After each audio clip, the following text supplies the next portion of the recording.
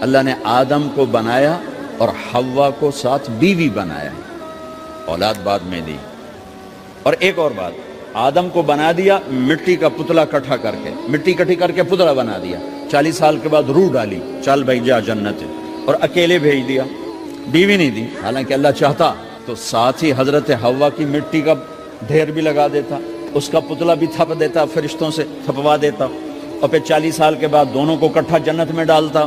بہت سارے پیغام، اس میں بہت سارے پیغام، تاخیر ساتھ نہیں بنایا، دیر سے بھیجا، انتظار قدر کو بڑھانے کے لیے کہ عورت کی قدر کرنا، کمزور ذات ہے، کمزور مخلوق ہے، قدر کرنا۔ دوسرا،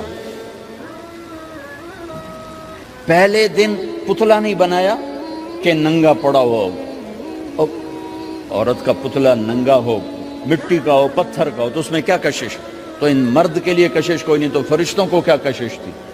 پہلے دن سے عورت کو پردے میں بنایا، بے پرد نہیں کیا، بے پرد نہیں کیا، اس کا پتلا نہیں بنایا، اسے ننگا نہیں چھوڑا، اس کو پہلے دن سے کورڈ۔ اور کیسے بنایا؟ فرشتوں کو کی آنکھوں پہ پردہ اور آدم کو سلا دیا۔ آدم علیہ السلام سوئے ہوئے ہیں، فرشتوں کی آنکھوں کے سامنے پردہ ڈال دیا گیا۔ جب آدم اٹھے ہیں، اور ایک اور بات، جنت میں رہ کر بھی آدم علیہ السلام کا دل نہیں لگتا تھا، اداس اداس رہتے تھے۔ اماں آئی تو بابے دا دل لگا، تو اداس رہتے تھے جنت میں۔ جب آنکھ کھلی تو اپنے لیفٹ سائیڈ پہ ایک خاتون، سر سے لے کر پاؤں تک لباس میں۔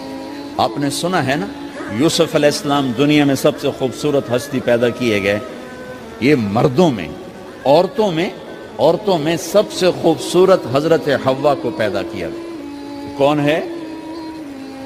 کہتے ہیں اللہ کی آدم تیری بیگم، کون ہے تیری بیگم؟ نکاح پڑھایا، پھینکا آدم مہر ادا کرو۔ تو انہوں نے پوچھا کیا مہر دوں؟ تو وہاں تو سونا چاندی ڈھیر لگے پڑے تھے۔ اللہ تعالیٰ کہتے دا من سونا چاہ کے دے دے۔ میرے اللہ نے کہا تیری نسل میں میرا آخری حبیب آنے والا ہے، اس پہ ایک دفعہ درود پڑھ دے، یہ مہر ہے۔ سیدھے ہاتھ میں برکت ہے، پیدا کیا الٹی طرف سے۔ الٹی طرف سے کیوں پیدا کیا ہے؟ کہ الٹی طرف دل ہے، اور دل کے نیچے جو پسلی ہے وہاں سے پیدا کیا۔ اس میں پیغام کیا دیا کہ عورت جس روپ میں ہو، پہلا روپ اس کا بیوی بنا، پھر وہ ماں بنی، پھر اس آگے بیٹی کا روپ ہے، پھر بہن کا روپ ہے، پھر خالہ ہے، پھوپھی ہے، دادی ہے، نانی ہے، ساس ہے۔ جس روپ میں بھی عورت ہے اس کو دل کے قریب جگہ دو۔ یہ دل کے نیچے سے پیدا کرنے میں یہ پیغام دیا گیا ہے، اسے ذلیل نہ کرو، اسے خوار نہ کرو، اسے بے عزت نہ کرو، اس پر شدت نہ کرو۔ تو پہلا بنیادی رشتہ خامند اور بیوی ہے، اور آخری رشتہ بھی خامند اور بیوی ہے۔ لیکن اس وقت ہمارے معاشرے میں خامند سے زیادہ اس کے ماں باپ حق جتلاتے ہیں، خامند سے زیادہ اس کی بہنیں حق جلاتی ہیں، خامند سے زیادہ اس کے رشتہ دار حق جتلاتے ہیں، اور جھوٹی سچی شکایتیں لگا کر بیوی سے متنفر کرتے ہیں، اور کہیں بیوی کو خامند سے متنفر کرتے ہیں، آپس میں لڑائی لڑا کے پھر خوش ہوتے ہیں۔ میرے نبی سے پوچھا جائے یا رسول اللہ آپ کو سب سے زیادہ کس سے پیار ہے؟ تو آپ نے کہا عائشہ سے۔ اللہ، وہ جھیپ کے کہنے کے نہیں، میں پوچھ رہا ہوں لوگوں میں آپ کو کس سے زیادہ پیار ہے؟ تو آپ کہتے ابو بکر سے۔ تو آپ نے پھر کہا ابوہا، مجھے عائشہ کے باپ سے زیادہ پیار ہے۔ پھر پہلے عائشہ کا، تو پھر کہتے ابو بکر۔ تو آپ نے کہا نہیں، ابوہا، مجھے عائشہ کے باپ سے سب سے زیادہ پیار ہے۔ یہ آپ کو میسج دیا ہے کہ گھر کی زندگی کیسے ہوتی ہے، کوئی عشق نہیں چڑھا ہوا تھا، میسج دینا۔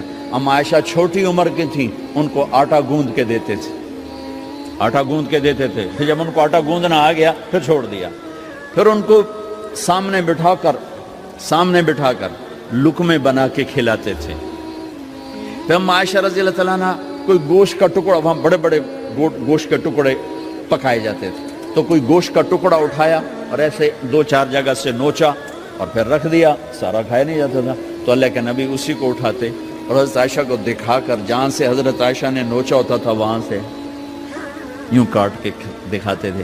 پھر حضرت عائشہ رضی اللہ تعالیٰ نے گلاس اٹھایا پانی پینے کے لیے, جہاں ہونٹ لگائے پہ گلاس رکھ دیا. بڑے بڑے گلاس ہوتے تھے تو حضرت ہمارے نبی اٹھاتے تھے, جہاں عائشہ کے ہونٹ لگے ہوتے تھے وہاں ہونٹ لگا کے پانی پیتے تھے.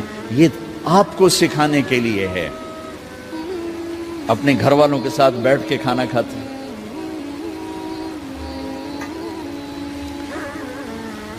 یہ میرے نبی کی معاشرت ہے, یہ میرے نبی کی زندگی. گھر میں جھاڑو دیتے, اپنے کپڑے خود دھوتے, کوئی چیزیں بکھری پڑی ہوتی تو بیوی کو نہیں ڈانٹتے, خود اٹھ کے سیٹ کر کے رکھ دیتے. گھر والوں کے ساتھ مل کر برتن دھوتے, صفائی کرتے, گھر والوں کے ساتھ مل کر. یہ میرے نبی کی ایک خوبصورت زندگی ہے. بھائیوں بہنوں, ہم بھلا چکے ہیں. بیوی کے لیے خامد کو سب سے بڑا حقدار. بعض لڑکیاں ایسی نادانی کرتی ہیں کہ شادی کے بعد بھی اپنے ماں باپ کی آنکھ کو دیکھ کے چلتی ہیں. شادی کے بعد سب سے بڑا حق خامد کا ہے. شادی کے بعد سب سے بڑا حق خامد کا ہے. ماں باپ پیچھے چلے جاتے ہیں, بہن بھائی پیچھے چلے جاتے ہیں, لیکن یہ نادانیاں بھی دیکھنے کو ملتی ہیں کہ شادی کے بعد بھی ماں باپ اپنی بچی کو اپنے قابو میں رکھنے کی ترتیبیں سوچتے ہیں تو وہ بھی اپنی بچی کا گھر برباد کر دیتے ہیں. میرے نبی سے پوچھا گیا, یا رسول اللہ عورت پر سب سے زیادہ کس کا حق ہے؟ تو آپ نے فرمایا اس کے خامد. ایک خاتون ہے, یا رسول اللہ میری شادی ہو رہی ہے تو میرے اوپر میرے خامد کا کیا حق ہے؟ تو آپ نے ارشاد فرمایا, تیرے خامد کے جسم پر زخم ہو, زخموں میں پیپ پڑ جائے اور تو اپنی زبان سے چاٹ کے زخم صاف کرے تو تو نے اپنے خامد کا حق ادا نہیں کیا. خامد کو سمجھایا کہ سب سے بہترین مسلمان وہ ہے جو بیوی سے اچھا سلوک کرتا ہے, اور میرا سب سے اچھا سلوک ہے اپنی بیویوں کے ساتھ. یعنی قاب قوسین او ادنا آپ کا مقام ہے. اللہ پاک کا دیدار اپنی آنکھوں سے کیا ہوا ہے, اور آپ ہمیں معاشرت سکھا رہے ہیں کہ ایک جہاد کے سفر سے واپس آ رہے ہیں, اما عائشہ ساتھ ہیں, تو آپ نے صحابہ سے کہا بھئی آگے چلے جاؤ. سارے آگے چلے گئے. جب سارے نظروں سے غائب ہو گئے تو آپ نے کہا, عائشہ دوڑ لگاؤ گی میرے ساتھ؟ عائشہ نے نہیں کہا, میرے نبی نے کہا, دوڑ لگاؤ گی؟ آج کل کا کوئی علامہ بھی یہ نہیں کرے گا. عائشہ دوڑ لگاؤ گی میرے ساتھ؟ کہا جی لگاؤں گی. تو دوڑ لگائی. تو عائشہ فرماتی ہے میں آگے نکل گئی, اللہ کے نبی پیچھے رہ گئے. چاہے آپ جان بوجھ کے آستہ ہوئے ہوں ان کی دل جوئی کے لیے. کچھ سال گزر گئے, پھر جہاد کے سفر سے واپسی ہو رہی ہے تو آپ نے صحابہ سے کہا بھائی آگے چلے جاؤ. تو سارے آگے چلے گئے, غائب ہو گئے. عائشہ دوڑ لگائیں؟ کہا جی لگائیں. تو فرمایا کہ ان دنوں میں ذرا موٹی ہو گئی تھی, جب دوڑ لگائی تو اللہ کے نبی آگے نکل گئے. تو پھر آپ نے کہا عائشہ ہذہ بتلک, عائشہ اب تیرا میرا حساب برابر ہو گیا. اس دفعہ تو آگے نکل گئی, آج میں آگے نکل گیا. یہ میرے نبی کی معاشرت ہے کہ بھری محفل میں کہہ رہے ہیں مجھے عائشہ سے سب سے زیادہ پیار ہے.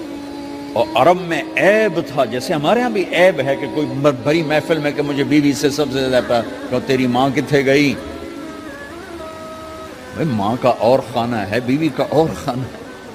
ماں کی اور جگہ ہے, بیوی کی اور جگہ ہے. تو میں آپ سب سے کہتا ہوں, ماں باپ کی وجہ سے بیویوں پہ زیادتی نہ کرو, بیوی کی وجہ سے ماں باپ پہ زیادتی نہ کرو. بڑے ہو تو بڑے بنو. ہمارے نبی تو آپ سسر بھی ہیں نا, آپ نے 4 بیٹیوں کی شادیاں, 2 تو ایک ہی کو دے دی, عثمان کو, رقیہ اور ام کلثوم رضی اللہ تعالیٰ عنہما, حضرت عثمان کے نکاح میں. ابو العاص رضی اللہ تعالیٰ عنہ کو زینب, اور سب سے پیاری محبوب بیٹی حضرت علی رضی اللہ تعالیٰ عنہ. باقی 3 نکاح بڑے سادہ کیے. حضرت فاطمہ کا نکاح بڑے دھوم دھام سے کیا.